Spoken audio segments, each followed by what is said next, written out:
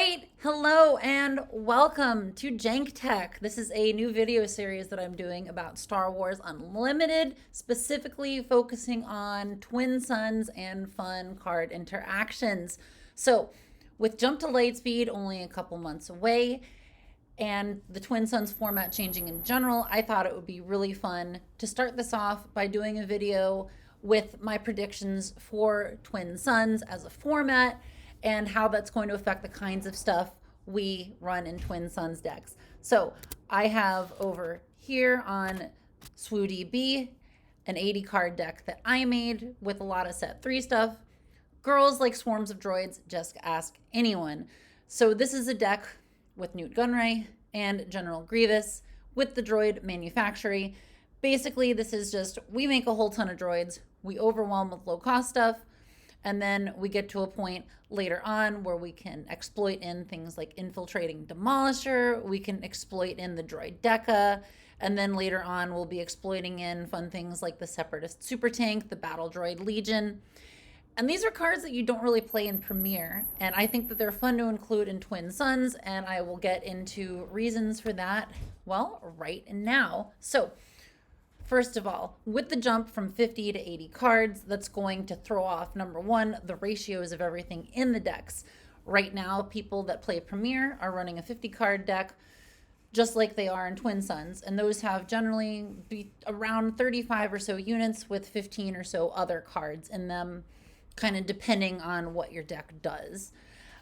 This deck right here, as an 80 card deck, has 54 units, 19 events, and 7 upgrades. So that is a really wonky amount of stuff just to have in there compared to the last kind of Twin Suns deck construction. So what do I think is going to happen with Twin Suns? I think the pace of the game is going to slow. With 80 singletons in a deck, there is no way your engine is going to be firing as quickly. Late game leaders like Palpatine from the first set are going to be more reliably useful in the sense that I think the games will go longer and you'll be able to get them out easier. There are 6 kinds of cards that I think are going to be really good to include in Twin Suns decks going forward, and I'll sort of use this Grievous Nute Gunray deck as like the bare bones. Let's talk about those. So getting into it, what is obviously my number 1 pick for cards that are going to be useful in this new version of the format? Tutors. So tutors are a type of card that the name comes from Magic the Gathering, where you get to go through your deck and find something that you need. With an 80 card deck, that's going to become extremely useful. I think one of the cards from the first set that looked like it was going to be good and then no one ever used in Premiere was Search Your Feelings. Search Your Feelings literally lets you just go through your deck for a card and get it. No one else gets to know what it is. It's just you just get a card. And if you are struggling to get your engine to work, something like this is going to be wonderful.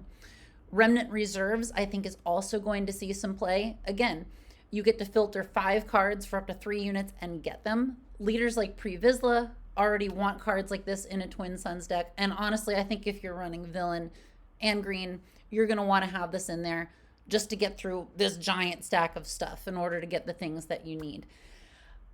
Number 2, card draw and discard. Again, you have so many cards that you need to go through. Anytime you can draw extra cards, especially if in like Wartime Profiteering, if it's triggered off the number of enemies, the number of units defeated. I think this is excellent. I think you'll see discard effects being played more because it's essentially giving your opponents negative card draw. Every single card you can get and every single card you can deny is going to be even more important when there's so many possibilities in these decks. I also think Morgan Elsbeth is going to be great in terms of a discard or draw effect. In this deck, we're making tons of little guys. We might not exploit everything, but if we can get Morgan out, we can reliably draw an extra card a turn, which is going to help us to get to those better units down the road that we can exploit our little guys into getting. Okay, number 3, recursion. Recursion is another term from Magic the Gathering, originally referred to as graveyard recursion. It means we take cards out of our discard pile and we get them back either into play or into our hands. So in this deck specifically, I'm using Brutal Traditions. Brutal Traditions is an upgrade that If it ends up in your discard pile and an enemy unit was defeated this phase, which is going to happen every single phase because you're playing with 3 other people, you're going to have enemy units die. You can just play this onto something from your discards.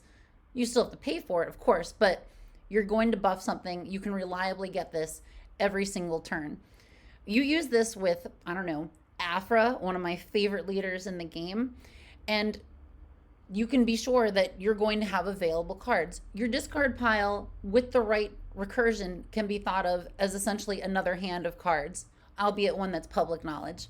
Another great recursion card that's not in this deck is Palpatine's Return. You can just play something from your discard. A lot of times this will be something that already died. If somebody used removal on one of your units, especially in this Grievous Newt Gunray deck, you exploited in something big, somebody killed it, no problem. You have Palpatine's Return, it's going to come back. When you have only one copy of critical units, having something that gets them back, really good. Another one that's not in this deck that I like a lot if I'm playing an Underworld synergy deck, like if I'm using Cad Bane or Jabba, Streaking Recruiter, just gets you stuff back in your hand. You get the point.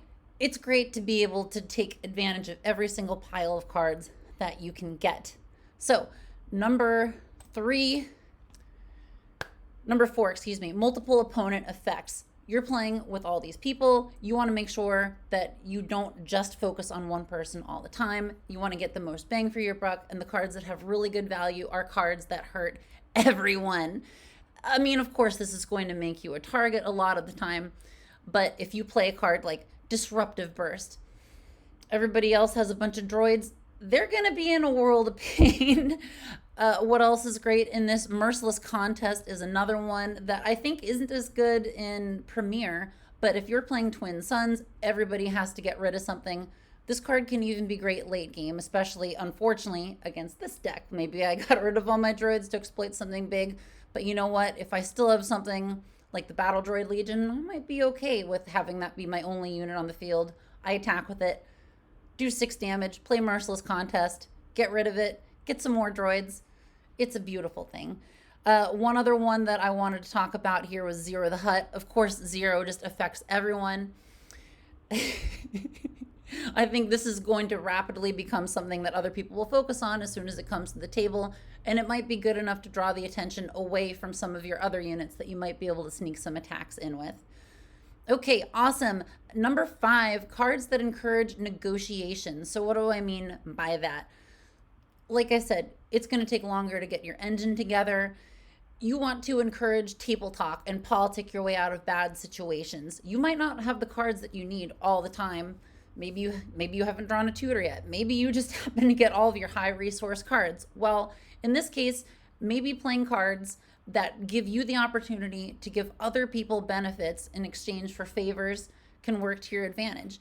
In this deck here, it can be something as simple as the Obedient Vanguard.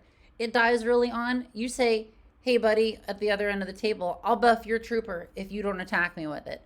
There's nothing stopping them from reneging on that deal, but people are often inclined to give the squeaky wheel the grease and ignore you if you are doing favors for them reliably.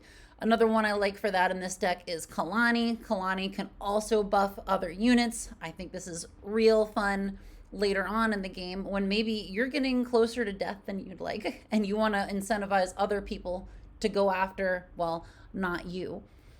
One of the other ones that I really like besides this is I Had No Choice. This card came from the first set, and of course nobody played it ever. But in this case, being that an opponent gets to choose one of the units, that doesn't have to be the person who's controlling those units. So you can give other people some say in the matter in exchange for a little bit going to you. And I think that makes the situation on the table much more interesting. Okay, and then number 6, last thing that I think is going to be really good in this format is Smuggle. There's not a ton of Smuggle. All the Smuggle cards were printed in set 2 in Shadows. I'm really hoping they print more. I think it's a very cool mechanic. So why is Smuggle on this list? Well, it gives you options that you don't have to have in your hand that are generally safe unless someone is playing Scanning Officer, which seems like a weird thing to do in Twin Suns. So Smuggle cards are cards that you can play as resources. One of them right here is Timely Intervention. and then you can play it later for its smuggle cost. Timely intervention is a great example. Maybe you don't have anything good to give ambush. Maybe the board state isn't good for you to ambush something in. But let's say later on you've got 6 resources out, you've got a bunch of droids, and you ambush in, where are you, buddy? You ambush in Kraken. Kraken makes some battle droid tokens and then buffs all your battle droid tokens because he has ambush. Just comes out of nowhere. Other cards that are great for this, of course, Hotshot DL44. The classic, love this card. You get to play it from smuggling and then immediately attack with a unit. If someone's trying to do some end of game math, thinking, oh, you don't have enough to kill me, so I'm not going to focus on you. I'm going to focus on trying to get this other person to die. This could be a really critical card later on in the game, and you didn't need to have that card in your hand. And in fact, you could have resourced it in your initial draw and saved it until the very end. By a similar token, I think cards like Smuggler's Aid are going to be more valuable. Smuggler's Aid, nobody played it in Premiere, but I think in Twin Suns it's going to have some value, especially at the end when everybody is pointing at each other and saying, okay, I get you, I'll heal 5, and then you won't have enough life. Well, if you've had Smuggler's Aid down on your resources the whole game, it's really going to throw a wrench into somebody's plans if you then are like, nope, I heal 3 damage. Too bad, buddy. Anyway, this is my thoughts on the 6 kinds of cards I think are going to be great in Twin Suns. I'll post a link to this particular deck list in the description of this video. I've got some more stuff planned to talk about with Twin Suns. Specifically, I'm going to do more involved deck techs once we get more cards spoiled for the next set. I've got a few other 80 card decks that I'd like to go through and explain my rationale in terms of why I picked all of these cards. This particular deck here, I'd like to test a little bit more, make some more modifications, and see if it merits a whole video. But for now, I just wanted to use it as a sort of, we're getting to know the 80 card format, and we really don't need to have a deck that's like, oh my god, super optimized at this point.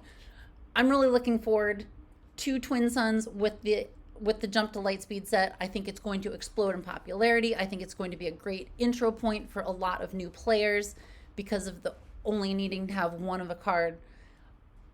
The whole social aspect of it is really cool. I can't wait to play some Twin Suns. We're going to have videos on the channel soon enough of me playing Twin Suns with some of the other people in my play group, and I can't wait to see y'all later for that.